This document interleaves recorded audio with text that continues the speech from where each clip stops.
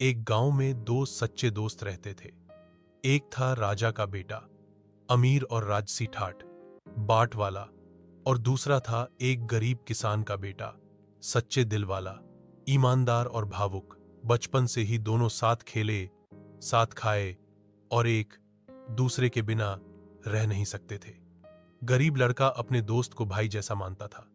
अगर कभी अमीर दोस्त को चोट लगती तो वो अपनी परवाह किए बिना दौड़कर उसकी मदद करता।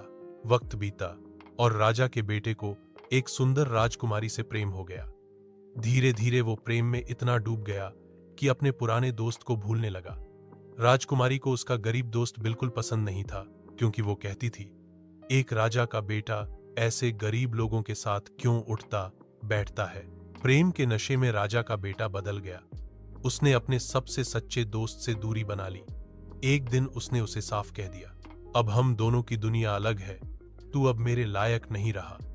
गरीब दोस्त को बहुत दुख हुआ, लेकिन उसने कुछ नहीं कहा, बस मुस्कुराकर बोला, तेरी खुशी में ही मेरी खुशी है। अगर तुझे यही सही लगता है तो मैं दूर चला जाऊंगा, लेकिन याद रखना, अगर कभी जरूरत पड़ी तो जान भी हाजिर है तेरे लिए।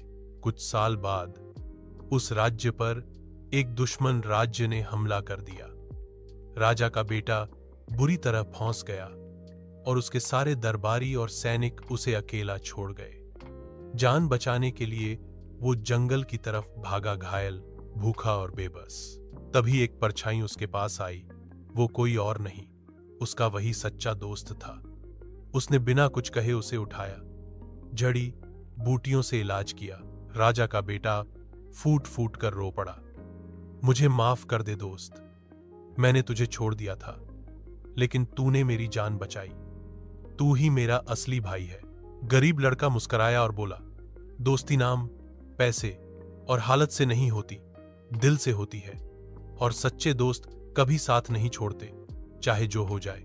सीख, सच्चा दोस्त वही होता है जो मुसीबत में भी साथ खड़ा रहे और अमीरी गरीबी से ऊपर उठकर सिर्फ दिल से निभाए।